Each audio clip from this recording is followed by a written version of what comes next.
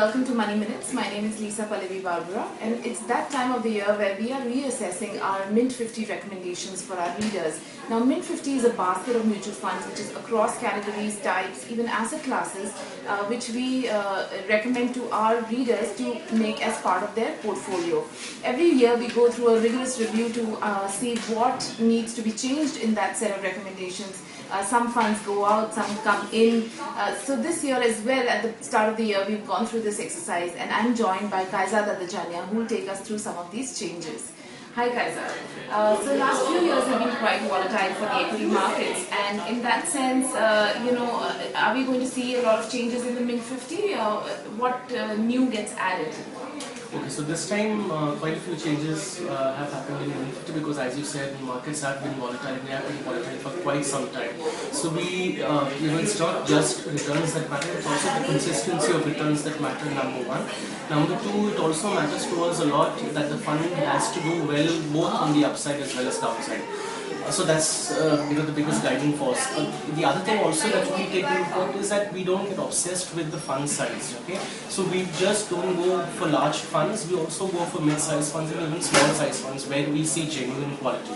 So this time, the two new funds that got added, one was from Mire, a mid-cap scheme, and the other mid-cap scheme also we added was from BNP Paribas. Both those schemes are small-size schemes. We added one from Axis Equity Fund also we added because that's a small fund house launched about 4 years back or so. And what we liked about the fund house is that it's done well across market segments. They don't launch too many funds, so it's a very balanced fund house. So whatever it launches, most of it does very well. We've added UTI Opportunities Fund, for instance, because that fund was in Mint 50 earlier.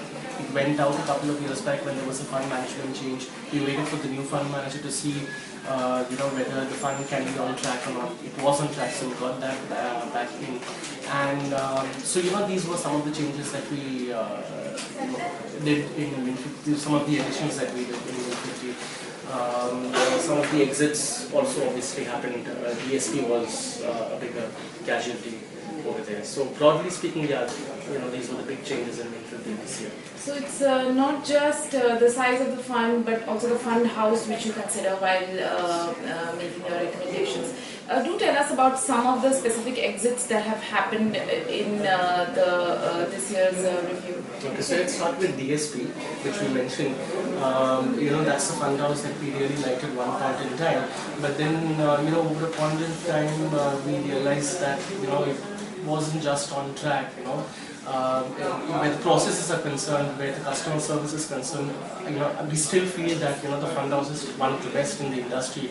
But somehow, the fund management got a little messed up.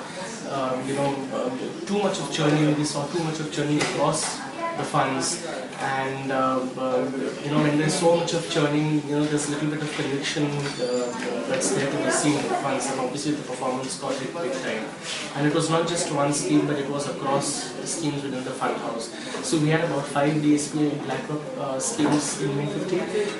We've removed 3 of them and put one on board. So we've removed DSP, BlackRock Equity, we've removed DSPs, BlackRock Small and Mid Cap Fund. Then the DSP BlackRock Balanced Fund also goes out. What remains in Mint 50 now are DSP Micro Cap Fund and DSP Top 100 Fund, of which DSP Top 100 Fund I've given a pause right now. So fresh investments, we'll see that fund, we'll put that fund in observation, we'll wait for another 9 months, 6 months or so, and then we'll take a call. And these were some of the funds that, bigger names that actually went out this year. So in this sort of intensive exercise of doing a review of the funds and the fund houses also, in a sense, are there any specific findings that you might want to share with our readers? Well, quite a lot of interesting stories, but I'll tell you, let me share a couple of them with you. For instance, apart from the big exit of DSP BlackRock this year, which I told you how it went, why it happened. Some of the things which we noticed was, sometimes fund managers, mutual funds do not invest in equity shares of their sponsor companies. Like for example, Axis Mutual Fund, for instance, they told us that they don't buy shares of Axis Bank. Kotak Mahindra Mutual Fund, they do not buy shares of Kotak Mahindra Bank. So that sort of thing. So that was one interesting thing we observed this year. The other thing is also, what's very important when you pick a scheme. Of course, there are 3 or 4 main things that we always tell.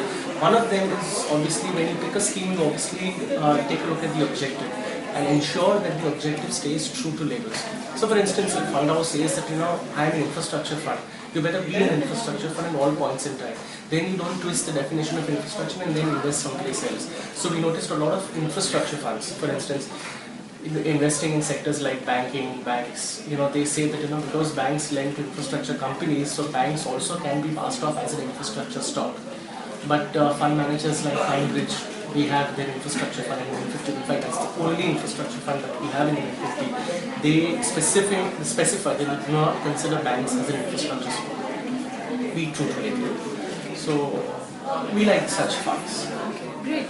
Thanks a lot, Kaizad. So there you have it. You've got some new funds to look forward to, which you can add to your portfolio, and some big exits. So if you're holding those DSP funds, take a re-look at what returns you've got, and maybe take a call on whether you want to hold on to them or maybe exit at this stage. That's all from this edition of Money Minutes. Do stay tuned for more investment ideas and updates. Thank you.